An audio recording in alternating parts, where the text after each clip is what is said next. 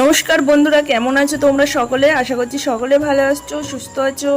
আমিও ভালো আছি, সুস্থ আছি। তো আবার চলে এসেছি মিনি ব্লগ নিয়ে। হ্যাঁ, আগের দিন অবধি যেটা ছেড়েছিলাম, যে দিদির বাড়ি গিয়ে পৌঁছেছিলাম, দিদির বাড়ি মেলায় গিয়ে, তো সেই অবধি ছাড়া হয়েছে। তারপরেই দেখো আমরা সন্ধ্যাবেলা এখন মানে অনেকটাই থমথমে হয়ে গেছে। তো আমরা এখন সবাই মিলে যাচ্ছি এই যে বিশ্বলক্ষ্মী মেলাতে, হাটগাছার বিশ্বলক্ষ্মী মেলা।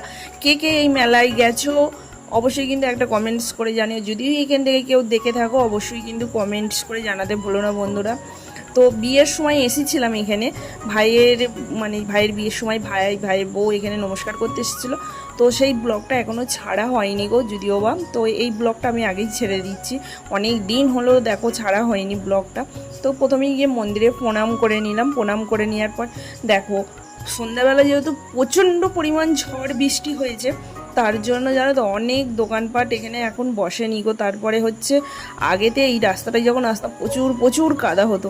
তো এই মাঝখানটা কাদা, এখন তো যেহেতু ঢালাই দেওয়া রাস্তা, তাই রাস্তাটাই তবু হাঁটা যাচ্ছে, আর নিচেটাই তো প্রচণ্ড পরিমাণ কাদা হয়েছে।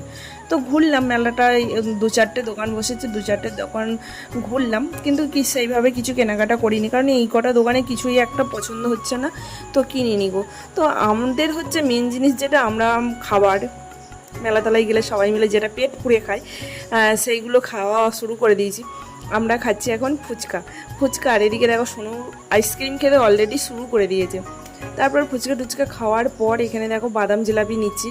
আর দিদিদের বাড়ি গেছি, মিষ্টি নিয়ে যাইনি, তো আমি এখান থেকে বাদাম আর জিলাপি কিনে দিদিদের বাড়ি নিয়ে যাব, আবার নিজের বাড়ির জন্য নিয়ে আসবো বাদাম জিলাপি। আর এখানে দেখতে পাচ্ছি বড় বড় নিমকি ভাজা হয়েছে, খাস্তা নিমকিগুলো, তো বৌদি কিনেছিল, তো আমি এবার একটুখানি নিয়ে খাচ্ছি, বেশ ভালো লাগছে তো নিমকিগুলো। তারপরে দেখো আমাদের হচ্ছে প্রিয় জিনিস হচ্ছে, মেলাতলায় মোটামুটি সব রকমই চেক করি, তো ঘুগনি। আমার দাদা এখন ঘুগনিই খুঁজতে গেছে। তো এই দোকানটায় দেখো ঘুগনি শেষ হয়ে গেছে, নেই গো, সবাইকার হবেও না, অল্প একটু আধটু পড়ে আছে। তারপরে আমার দাদা রোলের দোকানে গেল, রোলের দোকানে গিয়ে দরদাম করতে শুরু করলো। 35 টাকার রোল বলছে 30 টাকায় হবে, আমরা 5-6 জন আছি, খাবো, হবে না। এই দোকানটা এসে বললো, এই দোকানটা তো বললো হবে না। বললো ভাই জানো তো গ্যাসের দাম যা, আমাদের পড়তা হবে না এই কম দামে।